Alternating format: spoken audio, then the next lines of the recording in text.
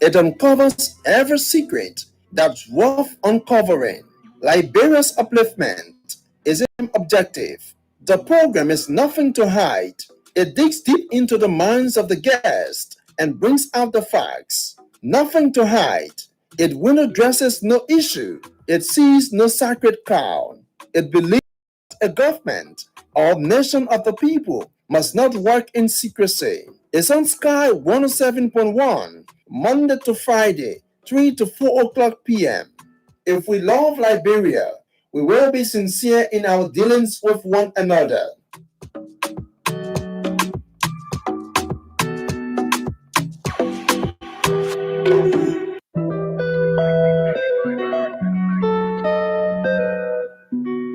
It leaves no stone unturned. It asks the hard questions. It uncovers every secret that's worth uncovering. Liberia's upliftment is its prime objective. The program is nothing to hide. It digs deep into the minds of the guest and brings out the facts. Nothing to hide. It will addresses no issue. It sees no sacred cow. It believes that a government or nation of the people must not work in secrecy. It's on Sky 107.1, Monday to Friday, 3 to 4 o'clock p.m. If we love Liberia, we will be sincere in our dealings with one another.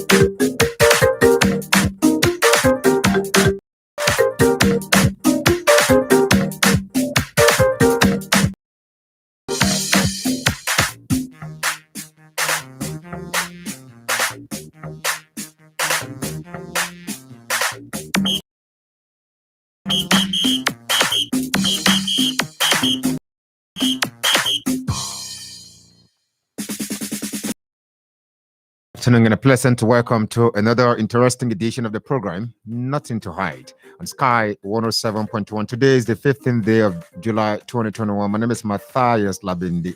Our guest this afternoon on the program is the Executive Director of the Liberia Refugee Resettlement Repatriation Commission, LRRC. Reverend Festus Logan is in studio to tell us. We want to know how many refugees we have now in the country, some of the things that are going on, people coming into the country and all of that. Some time ago, we heard about a number of people in Nimba County, some refugees.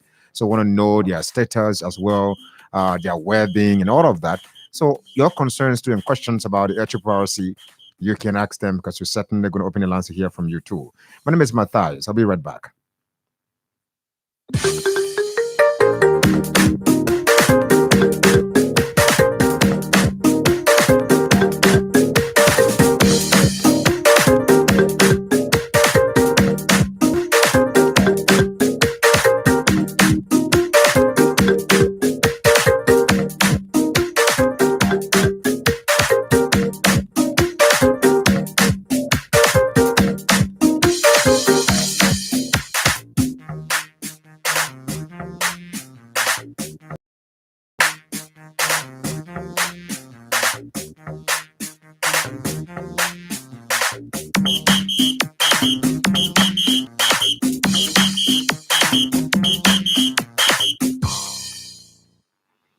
That's right. Every time you wake up in the morning, you ask yourself, what exactly is going to be the itinerary of my activities today, or everything I'm going to do. You put everything together, you take the most important ones and you pursue it. Forget about every time is to ensure that you identify, consider as your calling, your career path, you have to choose it. Do not be like some young people in universities nowadays, into colleges and universities around town here, they still do not know what to read after one semester. Always find your path. That's our motivational message. And our guest is Reverend Festus Logan, head of the Liberia Refugee Resettlement and Repatriation Commission. I don't know. I've turned the repatriation, resettlement, bring us out. Anyone that comes first, that's it. As a matter of fact, repatriation, resettlement, refugee, all inside. Good afternoon, Reverend. Welcome. Matthias, it's a pleasure being here once again. Yeah. And I want to use this time to extend my thanks and appreciation to the management of the Sky FM for contributing to our social, economic, and political environment. I think your contribution to the DESCO is contributing very well. So Thank it's you. a pleasure being here. Thank you so much. How is the HRC, in terms of your responsibilities, resettlement, refugee, repatriation, resettlement commission, how's everything? Just sum it for us first. Like we always say, like LRRC came as the result of the 1951 Geneva Convention, Refugee Convention. And that instrument that Liberia signed out to was domesticated here in 1993 and responsible for the coordination and supervision of refugees, asylum seekers, internally displaced persons, as well as returnees in the borders of Liberia. And so, as well as returnees in the borders of Liberia. And so, per our mandate, we are doing exactly what we were established to do. And in doing that, I know sometimes you experience some hindrances, but I don't want us to talk about some challenges now. Tell us about progress you've made since you took over. We've been talking, I think I've heard you in the studio like 6-7 times now since you took over the HRC. Just sum up for us some of the progress you've made. Where is it now? I came at sometime the start of this year. Yeah. And I told you about the refugee populations in Liberia. Yeah. We hosted around 8,000 of them that were here from 2011. That number was still in Liberia. And given the political climate in Cote d'Ivoire last year in 2020, that number, there were new arrivals that came into Liberia. And I told you that number was around 29,000 that entered Liberia. So as we speak, we just completed, the other is still ongoing, but we have come at least to a 99% verification of that number. So we have the total of 31,944 refugees in the Republic of Liberia. Yeah, 31,844 refugees in the Republic of Liberia. And so that number, you have a huge population from Cote d'Ivoire. Remember I told you when I came that we had an influx of people seeking asylum in the Republic of Liberia from Cote d'Ivoire, and that was due to their 2020 election. As part of the refugee operation, how do we grant people refugee status and what basis? There are 5 conventional grounds, of course, and it should be a well-funded fear. And so people thought, given their past experience, they thought to come and seek refuge into Liberia. So yeah, the way we are verified that number. And I want to tell you, as per the verification, we were able to get 57% verification. We were able to get 57% of that numbers, around 18,000 plus, who are opted to voluntarily repatriate to their country of origin. About 18,000 plus of them have agreed to go back. 18,000 plus of them have agreed to go back to Cote d'Ivoire. So there is a massive awareness ongoing in the countries hosting refugees and encouraging them to go back. You well know, you're following the news, that the social political situation in Cote d'Ivoire is stable. The return of Gbagbo and the rest of them. So most of them have encouraged to go back to Cote d'Ivoire. And we still want to use your media to encourage them to return. Okay, talking about returning, you verified verification, you got about 31,944 refugees in 844 refugees in Liberia, and of them about 18,000 of them have returned.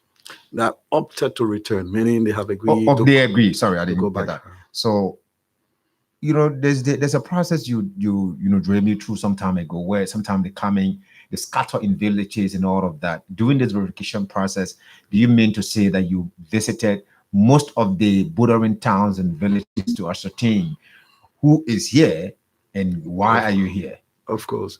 Uniquely, the enterprise in UNHCR have staff all the places. So it's a routine process that we do.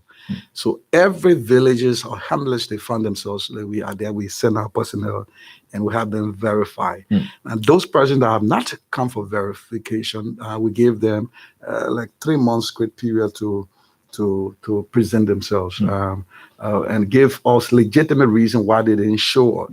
Because you don't want a process where people will go back, because refugees have the way of going back to their country of origin. And remember that when you avail yourself to the country of origin, you have forfeited your protection, right? I don't get that. I'm saying to you that anyone who comes into a country for protection, international protection, for some reason, if you availed yourself to your country of origin, all right, it means you have forfeited your right for international protection. Well, so far as if I deduce that maybe like I enter Sierra Leone seeking asylum, but I ran to the Liberian embassy in Sierra Leone. Of course, you avail yourself to your country of origin. So your country should provide protection. Yeah, yes, because the reason why you came into the border is based on a well-founded fear. You fear for persecution. Remember that I did not say persecution, but I said persecution. And somebody as a journalist, but you've been so vocal on national government. You're lambasting government 24/7, and people running after you. So the government is running after you, and you feel not safe. That is a well-founded fear, okay, for which you can cross international borders for international protection. But if you come back to your country of origin, meaning you have forfeited that right, meaning you no longer enjoy the international protection, you have come back to your country of origin and providing the necessary security. But it should be based on a well-funded fear. Based on, because there are 5 conventional grounds for which we give people refugee status. One, it has to do with your political opinion. For example, you're a politician, you're so vocal. Okay, and based on your political opinion, governments operators decide to run after you and kill you. Have the right to go for asylum. Okay, the next thing, based on your religion.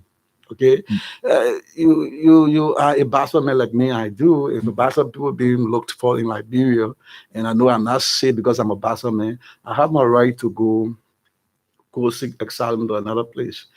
Social affiliation, social grouping, for example. If you're part of a social group, okay, and that group is being looked for, is being chased, is being persecuted, of course you can go for asylum. Mind you now, you can be a journalist and at the same time, you're a vocal, but if you breach the law of your country, if you went against the law, you cannot avail yourself of international protection, because if the court or the judicial process in the country is looking for you and the due process is on course, and you avail yourself, for example, in Sierra Leone, there's no need for Sierra Leone to give you asylum. For asylum, because you've been prosecuted, you must go through the due process of law. Okay. And so if those grounds are established and you say you're going to Sierra Leone for the protection and avail yourself back to Liberia, then you are not a refugee. So that process is on. And we are keen on the process. We are working with the government of Cote d'Ivoire. As we speak, this year, the international community, as part of the operation, they have reviewed the situation in Cote d'Ivoire. Yeah. Okay. There is political stability. All of the politicians are back there. Economic, social stability. And so, November of this year, the High Commission for Refugees, or the ESCOM, the Executive Committee. The Executive Committee is made out of United Nations countries that form the UNHCR. We're going to review the progress made in the host country. It happened in 2011, where the progress in Liberia was reviewed. There were 3 successive elections in Liberia. People were moving around. There were economic viability in the country.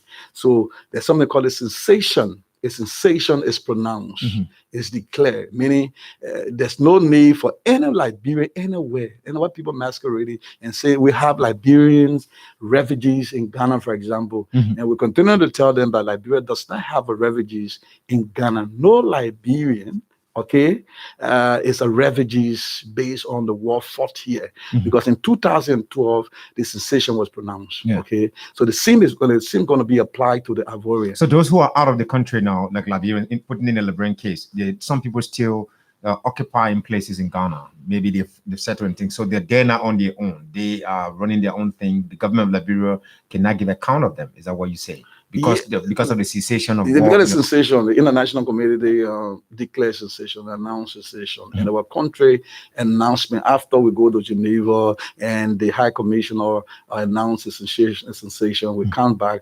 We are on a country, we are on an obligation as country standard to the convention to announce to everyone that's seeking international protection, like Ivorian, the tenants, look, the cessation is hereby announced. You no longer going to be called refugees. There is something called the exemption process. There are some who say, look, I cannot go back to Cote d'Ivoire. For example, I can go back to Cote d'Ivoire. Why? Because I'm being hunted for. You must have a claim. That was maybe prior to the war. That person already had issue with that country. With the country. And the war came. So the person has the right to insist. Yeah, they can exempt from the process of going back, okay, and say, look, I don't want to go back to Cote d'Ivoire. I can go back to Cote d'Ivoire. Can it just be done by just expressing that I don't want to go back to Liberia? There must be an application process, and the application process must be sent to the host country. And what many people don't know, Matthias, they don't know the functions of the Air Troop RC. Yeah, the Air Troop RC is one of the organizations that is very unique in its function. We are responsible for asylum seekers, for example. We have our asylum committee and I can view your claim. Now, if you are exempted and filing your claim, okay, and your claim, the asylum committee, in the case where we're going to look through your claim, like for example, they got something called a COR. The COR is a country information, origin information. Our case worker going to view your country, your country or origin information, get to know as to whether the claim that you are making is parable for adjudication to grant you asylum seeker. That case worker will process you with representation of the UNHCR, of course, to the asylum committee. Now, the asylum committee of Liberia is made out of 5 ministry in Liberia. The Ministry of Justice, for example, they are member of the Asylum Committee. The Ministry of Foreign Affairs is a member of the Asylum Committee. The Ministry of Finance is a member of the Asylum Committee. The Ministry of Internal Affairs is a member of the Asylum Committee, of course. The chairman is the executive director of the Air Troop RC. We convene and look through your claims. If your claim was that we gave you a refugee status, indeed, we're going to give you a refugee status. But when we look through your COI and find out that nothing we have your right to the committee can deny you. Again, after some time, the person can file an appeal to the appeal committee. The appeal committee going to look at the claim and look at it and send you back to the asylum committee based on the claim that you are provided. So how uniquely it is. So we are expecting that this year, after the announcement of the cessation, we are expecting that the entire foreign refugee situation to come to a logical climax, which people will be returning home, and the other process, which is a part of the durable solution, is what we call the local integration process. Local integration, and 4% of that. Sorry, can that take effect with immigrants or refugees living from other countries? Now, refugees, obviously, they have to come from different countries. What do you consider as local integration process in this case? Now, let's talk about. We'll give an example of the Ivorian. Some of them might say we don't want to go to Cote d'Ivoire based on the environment. Again, understand, most of the people have spent 15, 20 years in Liberia. They are socially integrated. Their marriage Their is going families on. and so. They have family. And someone said, look, I feel satisfied being Liberia. Like Liberians in other countries. Some Liberians, they won't come back here. Okay? And they will say, okay, I want to stay here. It is our right under the convention to give them a stay in Liberia. Okay. To give them a stay in Liberia. What do they need to? What are some basic information you'll be needing from them? Yes. In during that time of when they express interest that where I just want to be integrated locally here instead of going back to Ivory Coast. Now, under the local integration, there are three processes that made up the local integration. We have the social integration. What is that? That we have to give you livelihood, economic empowerment. You understand me? Those of them that want to go to school, I want to get into business. We open those things for you as we speak. There are guys who have a motorbike shop. There are guys who are doing different kind of business. Under the social integration, we build clinics, okay, where host community and the refugees, interact. Okay, we'll get school. There are schools that have been built in the very refugee camp where refugee children are going to school with the host community children. That is under the social integration process. Then the next thing has to do with the legal integration. The legal integration has to do with giving legal documentation, for example, civil documentation, marriage certificate, for example. You have work permits, for example. You have residence permit. The FTP is going to process those persons who have opted and want to stay. We'll write the Ministry of, the Liberian Immigration Service. The Immigration Service will do all the processes and give you a residence permit, which of course, okay. And if you say, look, after be given the residence permit, I want to naturalize. Okay, the LRS will process you with a lawyer and send you to the court. The court, the Supreme Court, will process all of the documents that have been sent to those individuals, of course, with a lawyer. And court, if you fit all of the parameters set by the court, you do your oath of allegiance.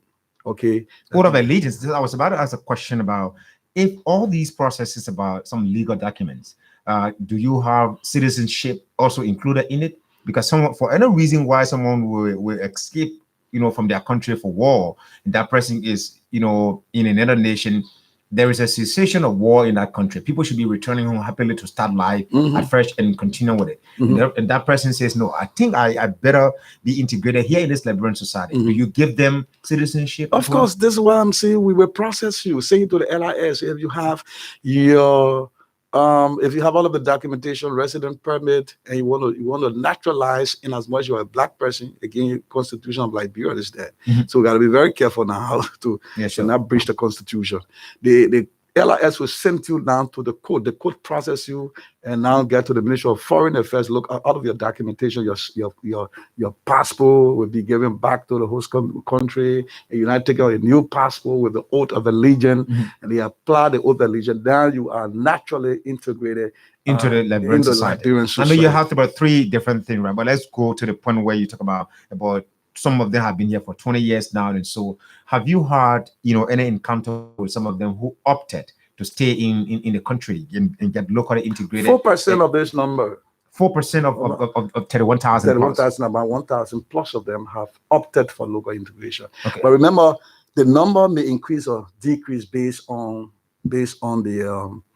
the will of the person. Do they vacillate sometime that at this point I want to be integrated and I change my mind? Yes, it happens. It happens. Experience like, for example, you hear on the radio or you hear your country, Liberia is kind of free. I mean, Cote d'Ivoire is free. Babu have returned. Things are going on. And somebody say, okay, I'll go back. I wanted to have after for local integration, but I'm going back. Somebody they not tell us something. They may not tell us that they are going back. There's something we call spontaneous return. Okay. Spartina return me, you get one some money, take your wife and children, and just say, let's go back. Unknown to the Unknown, RCRC. yeah, unknown to us. So you lost track of that person. Oh, but you're being a database. This is what happening. What happens to such a person who was hosted in a nation for some time, provided protection and everything, left such a way, one would say ungratefully? No, it's not really ungrateful. That's the will of the person. The person getting information that comes to say, fine. Usually, traditionally, when you spend some time in someone, Look, refugees are all like that. People did it in Liberians. Yeah. You know what? I remember. You got me guilty there. I remember my aunt just sent a bus one day, and we just boarded it from Sierra Leone straight to Liberia. Yeah. So, but I want to go to something, right? This verification process, yeah. 1,000 plus people, you verify them and all of that. They've been in the country. Some have been here long before even the recent crisis in Ivory Coast. Yeah. All right. So, can you say for a fact that they were coexisting with citizens of Liberia in those various towns and villages without any scuffle at some point? Look, before the arrival of this huge group in 2020, Liberia hosted around 8,000 of those persons who were here. They were in Bound, they were in PTP Grangeda County, they were in Maryland, Little Global. But look, Matthias, Liberia has a unique protection environment, maybe based on our own history. We open up to people. There hasn't been major incident with host community and refugees. In fact, if you went to the refugee hosting counties, you will not even distinguish the Ivorian from the Liberian. There's some uniqueness because what we realize, they have the same cultural ties. They have the same language. The group from Ivory Coast, especially those in Mima they speak the Gil. And the Mano as well. They speak the Mano. The same thing in Grangeda County, they speak the Crown. They see in Maryland County. So cohesion, social cohesion is not a difficult thing for them. But how then do you identify among these people that even though this man is speaking Mano and it's just like the Liberian Mano, that's different. That's different. In speech? Yeah. Okay. What we do when we registering you, we will have to make sure of registering without way of documentation. Since we came into the commission, as an executive director, my team and myself, we adapted the system of registering people with national identification. How do you ask someone for national identification who escaped from war? Some people left the war. You were here, you experienced the war. People woke up and they step outside, freshen up. The Ivorians are very good at that. War. They are very good at that. Very good at what? Moving with their documents? With their documents. Even during crisis time? They carry documents. Some people, never get to return home and they had to run away. They carry documents. That's just one. The next thing is the language may be different. For every time they speak, you find the French in it. Okay? Of course, the environment, they are not familiar with the environment. So they will look at those things, and our case workers who are very active on the ground work with the host community to make sure that this person does not really enter the database. But 80% of the people that we register are based on their national identification, especially when the 2020 group that came in on our administration, we're able to register with national identification cards or documents from Cote d'Ivoire. This is what makes us unique, and nobody can tell us, say, no, the person, because their fingerprint, their picture, everything is stored within our system. Now, this year, I actually wanted to reach out to you. Yes, I did, but you were a lot of, basically engaged with a lot of things. Yeah. So you observe, join other countries around the world to observe War Refugee Day. Tell us a bit about the celebration. What are some of the things that you accomplished, as far as the support towards your organization is concerned? Well, we want to say thanks to Madam Rosalind Okoro and the team from the UNHCR. What is true that next year, 2023, the whole stuff with the Ivorian refugee situation that ceased. You seem to be worried about this because you can't wait for them to leave. No, I'm very happy because happy to see them leave. To leave, you know what it means to be a refugee. Is it a burden on your head that they're in the country? And it is. It's an institution that's it looking is. out for it them? is a burden. I don't even sit down to my house. I'm always on it. What engagement do you have with them personally that makes it burdensome for you to say that, well, I You can got to wait for it. monitor those people 24/7. Anything happens to them in your borders, become a problem to the nation. So you got to monitor them. No, Make but sure that serendipity affects everyone. Someone could die now. That is that a responsibility of the government of Liberia? Some of our brothers and sisters so when die they in die, Sierra Leone. when they die, how they die, when they go to hospital. This is why we're saying Liberia International Protection Obligation is very sensitive. You read the U.S. State Department Human Rights Report on Liberia. You saw how the U.S. State Department followed the activities of the electoral powers in the government of Liberia, for example, our activities. We don't leave no stone unturned. We touch every stone. Okay. My staff, my colleagues on field, they are active 24/7 because you know what?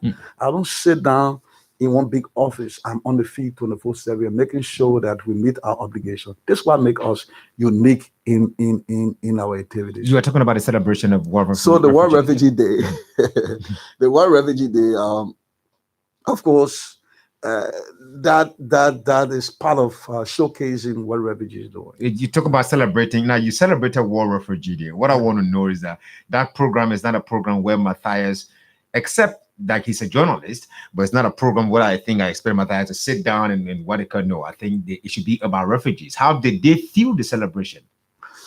Well, this year's celebration was quite different based on the current pandemic. So we had the leadership, the urban refugee leadership represent. So we had the leadership, the urban refugee leadership represented. I think what is that? What is urban refugee? The urban, those people are in Montserrat County. Those Okay. are urban refugees. They have a leadership that represented them and spoke on their behalf. Of course, the UNHCR, as part of its obligation to the nation on operation, country operation, distributed some ambulances, whatever, and give some cry, out to government, ministry, especially the Ministry of Health, received some ambulance. The LIS received some motorbikes.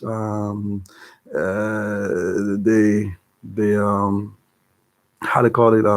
The National Security, NSA, received some motorbike. That was part of the UNHCR way of identifying with government in protecting refugees, because the LIS and the Air Troop Powers work in collaboration. We do almost the same kind of job, just that the LIS is more security and we are humanitarian. Of course, national security, they have to observe people movement in and out of the country to make sure that nobody leaves Liberia and go back to Cote d'Ivoire and cause trouble. So they have been doing very well in it. So there was some distribution done. Of course, on the field, there was a series of celebration by observing the government health protocol.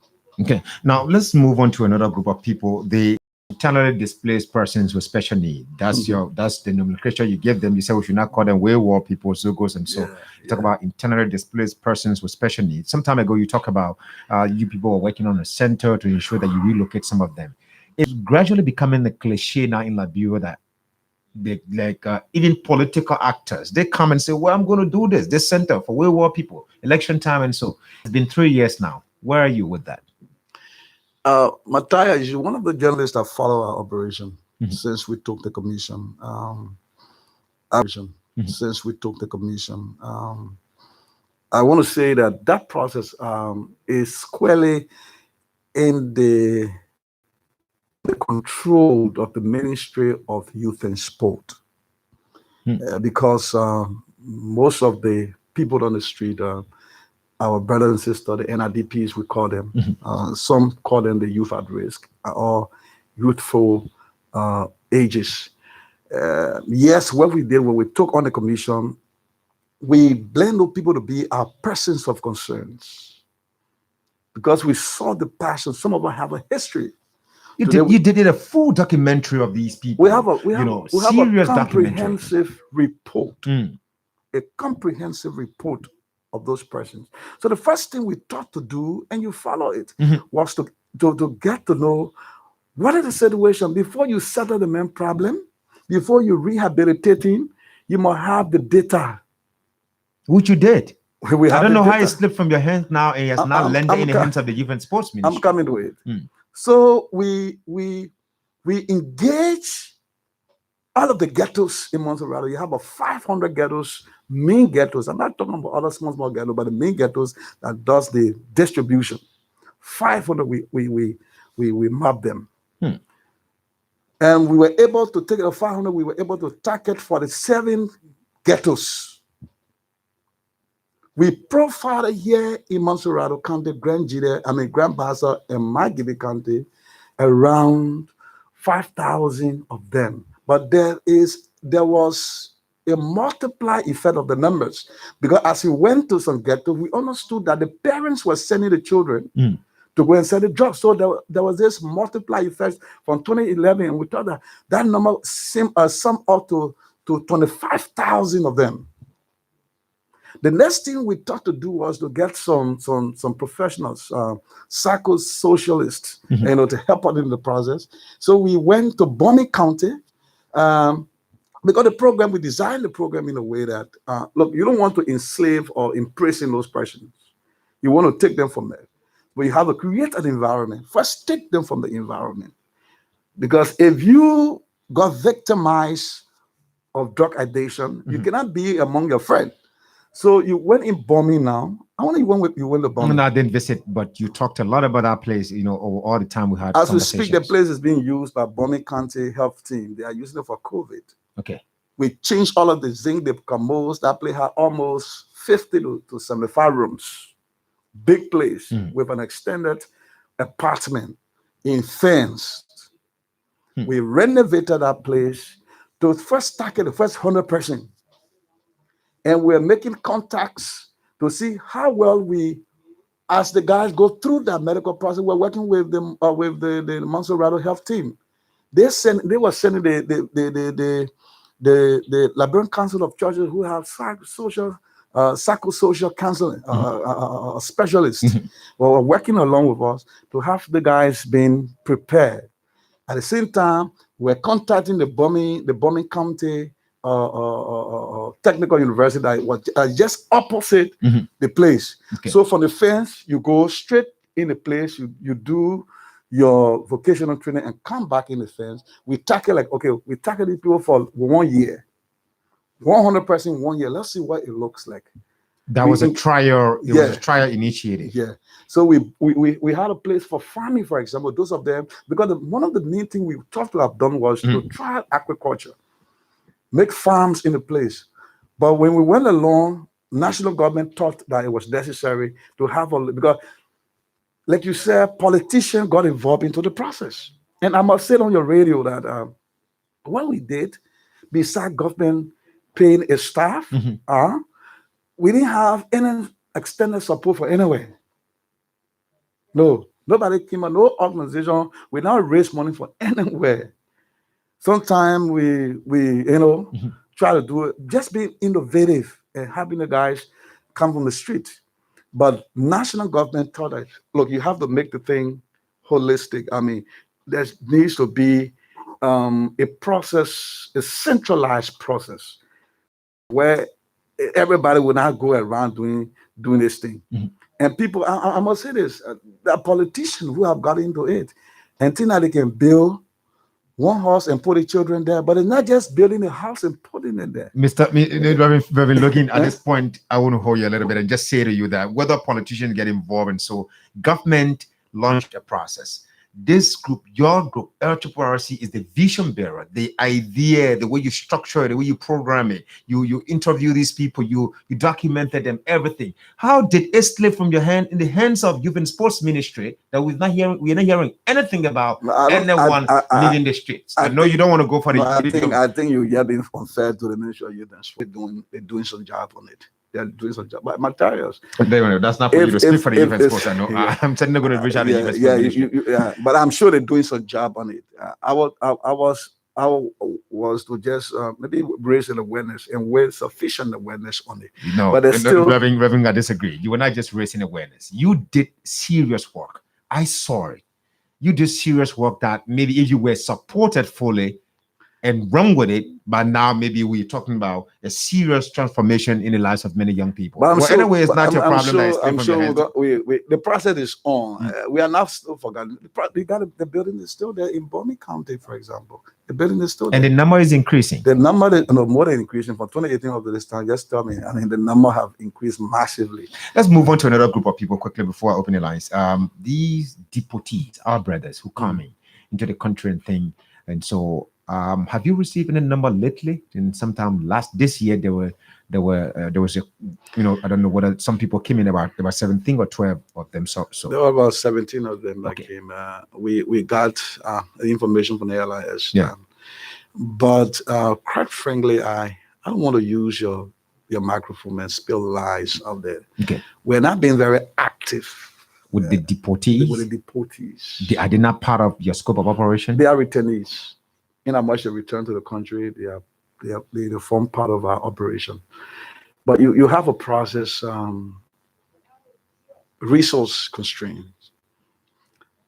The FWC have 3 acres of land at the Ralphie Highway. That land is dedicated, and this year my team and I, we're trying to showcase that place. We're trying to lobby it with partners around and see how we can build a transit home for deportees or returnees from every polar camp, for migrants, returnee migrants that come into the country, where we have the space on time. But we're not being very active on that case, though we have the numbers. But we're not being very active, to tell you the truth. So that means they're not properly, integrated into the Liberian society. I'm sure they are integrated because many of them have their family here. And we have not had a case where they're sleeping all on the street. Most of them come, the family member go to them from the LIS and they go home. Let's look at budgetary support to your institution, lastly, before I hear from the listeners out there. What are you getting now? I want you to say that. What do you get now? Yeah. What do you get now? So maybe we can advocate for more. Actually, the enterprise, we get it somewhere around 500,000 and just go for recurring expense. So $500,000 recurring expense. That's what you get. Yeah, and it goes on expense. That's salary. Okay. So there's nothing operational. No, nothing operational. As we speak, I had a situation in Ghana for former Liberian refugees in Ghana. And we kind of working with the Liberian Returning Network, Mr. Majors and his team. The guys are doing well, and I want to say thanks to them for former refugees in Ghana. There is this issue: the chiefs in Buntubura camp are asking the former refugees, Liberians, to leave from the camp. In fact, they have given a government ultimatum for Liberians to leave. That is our responsibility. We are engaging. It is not their responsibility. I said that is our responsibility because they are Liberians. So we are engaging. We will be engaging the Ministry of Finance. We're talking to the Ministry of Foreign Affairs to see how to send. Because myself want to go there, talk with the Ghanaian Refugee Board to give them dispensation. They need to give them dispensation, not just to take them from there. So the Ghanaian Refugee Board and I we are in a conversation, and we are planning a trip. My team will try to go there to do a complete profile of them of the people there. We want to know how many are there.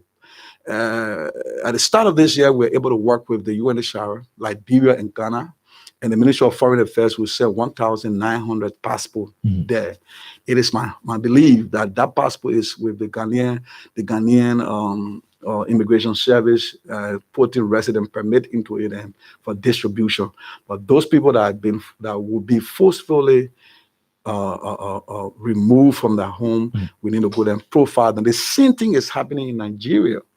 300 former refugees are asked to remove because the Nigerian chiefs are saying they want to be in that place. So the ECOWAS Liberian ambassador to ECOWAS, Dr. Conte, informing about that. So we need to reach out.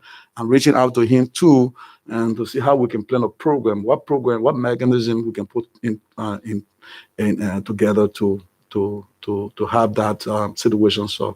So again, it's a huge responsibility.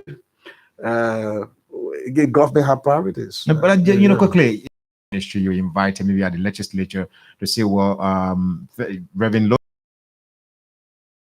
invited maybe at the legislature to say, well, Reverend Logan, you are the head of the LTPRC. You're getting $500,000. You launched a very serious, transformative project, in my mind, that would have changed the lives of many young people in this country, which is now being transferred to the Youth and Sports Ministry. You're getting $500,000, which is just, to me, a drop in the ocean for the kind of work you do, just for salaries and other activities you get stranded along the way. What would you be, recommending that you get as an institution, given all of the activities? Look, given our activities, trust me, if we can get $1 million, $1 million, $1 million, isn't that still small? It's not small for operation. You know what we do now? I'm trying to work with UC. We have a facility that we built in Johnsonville for reintegration to open a TVET of the returnees, because you need to engage the young people as they come back into the country. Sure. If you don't do that, they get among the criminals. Then the numbers we're talking about will increase. So we want to engage them. We have the biggest pig trade. We want to engage them. We have the biggest pig trade in Liberia, where you raise pig. In Johnsonville, the LTPRC facility is there. So we want to work with with USAID. We're making a negotiation with them to open that place to see how we can do our reintegration process there. See that people will come and learn different trade. Then they can go into society. That place can be used. Say you have red lamb somewhere, Gobacho market is there. The people can raise the pig and send it there. That place can be a hub. Now you've just confused me the more now. Market is there. The people can raise the pig and send it there. That place can be a hub. Now you've just confused me the more now. You see, you've just confused me more. Now you're talking about TVET, and that is not also your area. It's the Youth and Sports Ministry. No, TVET, I'm on an obligation to find solution. My institution you started found. I think there's some kind of political undertone in the region. Why this particular project of the internal displaced persons taken away from the to Youth and Sports Ministry, which in my mind, no disrespect to the guys at the Youth and Sports, but I think you were running with it. But now you're talking about that area. You want to talk about TVET. Lastly, quickly, sir, before we join the listeners to hear from them, that you've talked about a budget, $1 million is going to help you to do a lot of things. Apart from what government is giving you in the tune of $500,000, how are support pouring in from other institutions? From the refugee perspective, refugees that we have on the ground, we have funding from the UNHCR. Okay. They give it to your institution to take care of them? To take care of them. But again, donor money is not just money you use anyhow. It will be at the description of the donor. Okay, so UNHCR gave like $300,000 squarely for the operation for refugees. Advocacy, for example. Other refugees that come in conflict with the law. How do you do legal representation?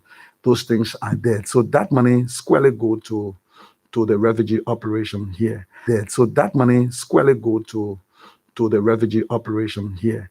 But other, like the returnees we're talking about, former refugees or returnees coming back into the country, that we don't have fund for.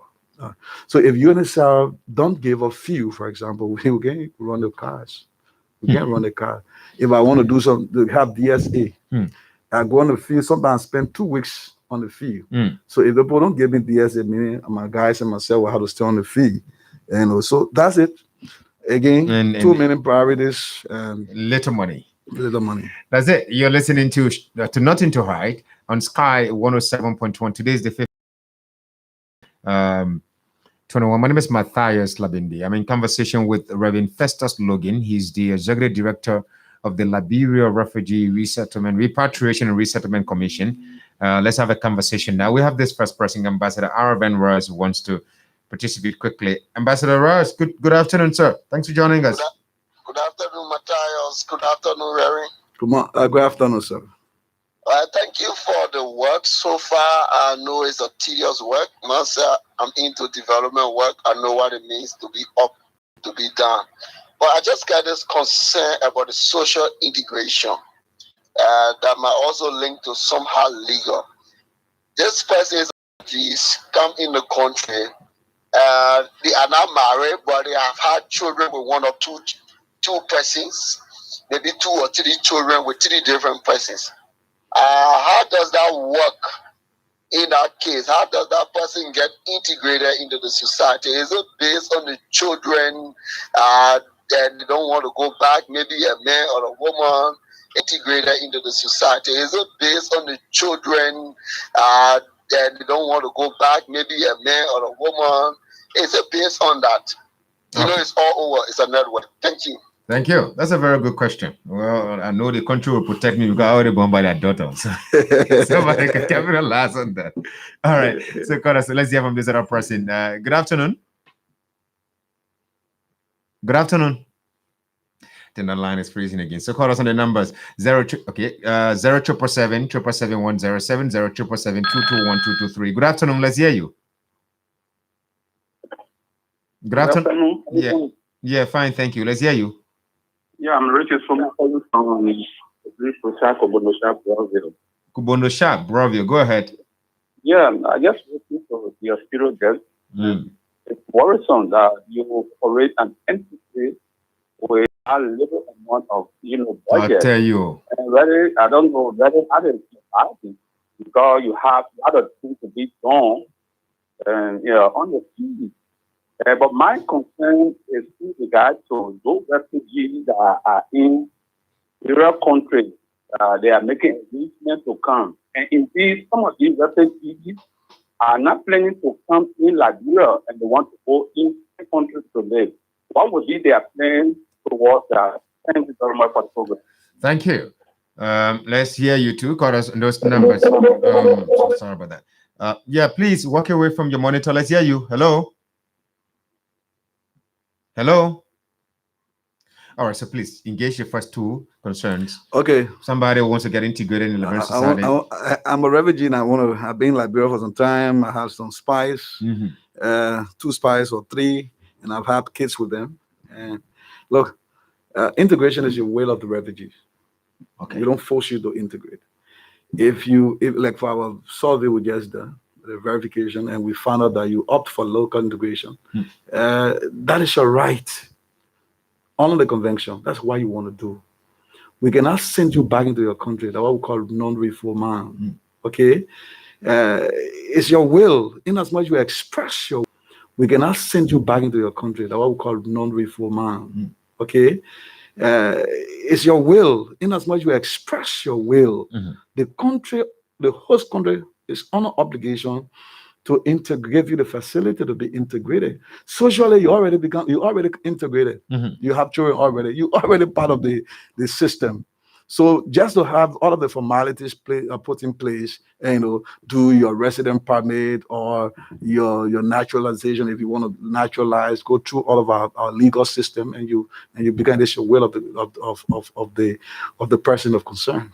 The second person is asking about other refugees in other countries, Liberians, like the situation in Ghana, Nigeria. Like I said, if they do not want to come back, what becomes of their situation? Like I said, Liberia don't have refugees.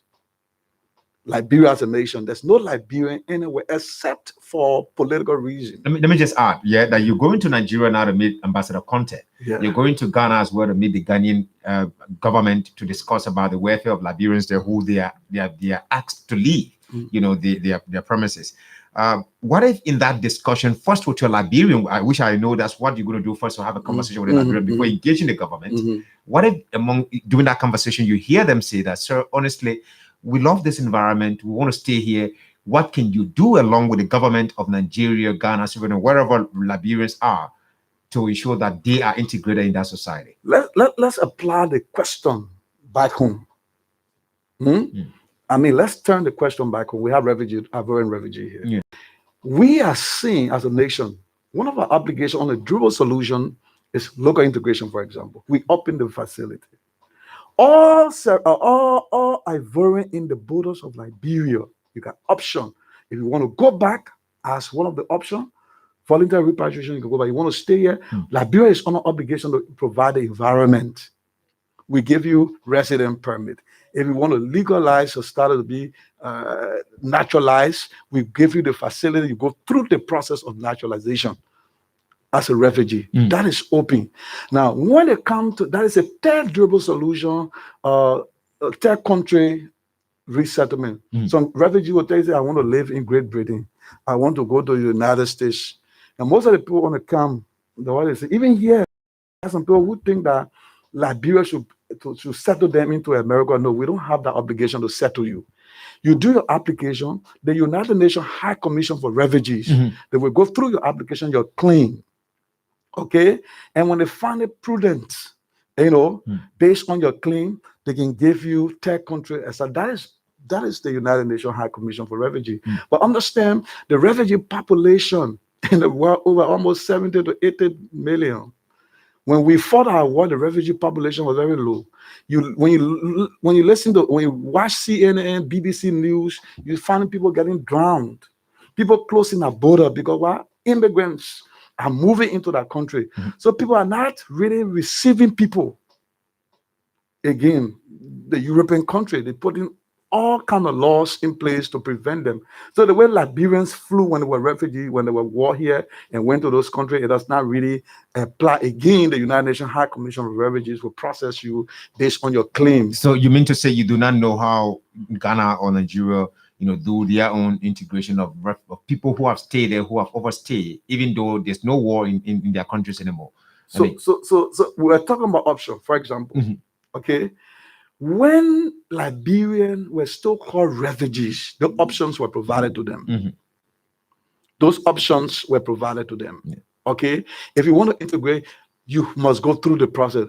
Like, for example, they are forfeited that opportunity. They forfeited since 2012. Oh, we have to just wrap up now, sir. But I'm more interested now in this budget thing. Why aren't you hearing you talking about support to RTPRC in terms of budget, increasing the budget? We hear other institutions do that. You seem to be, content with what you have. You don't say that. I mean, it's my first time hearing that you're getting 500,000. Maybe all the time I've been reading through the budget, I've been skipping over RTPRC. 500 plus thousand. Look, I'm a part of the government. I understand what government is going through. And given the priorities of government, the vision of the president, and something that I have passion for. The positions that we find ourselves we must be able to be innovative. You must be creative in your place of excitement and to make it vibrant. Okay, but we lobby. We've been lobbying with the legislature. We've been lobbying with the finance ministry. That's an issue. And like they get this issue again, we're going to go and make the case. He's going to look, I guess, I know the tour will look somewhat as important as this is and say, look, you're going to do the verification, talk with the Ghanaian government or the Nigerian government for the people concerned. So we'll be making some case. Yes, it's not easy, but I'm part of the system. I understand exactly what the system is going through. So when I come on your microphone and hammer, I must use my skill in going to those persons and to those people and lobbying with them, making the case. One of these days they will find means to help us through. Thanks for being with us today. It's a pleasure. So much. He's the executive director of the RTPRC, Reverend Festus Logan. It's always a pleasure having a conversation with stakeholders of this country, asking them questions about their operation, the institutions they run. He has the RTPRC, and you've heard about challenges there, and there's low budgetary support. But he's an innovative person in his words, as you've heard. My name is Matthias Labindi. Have yourselves a wonderful Thursday.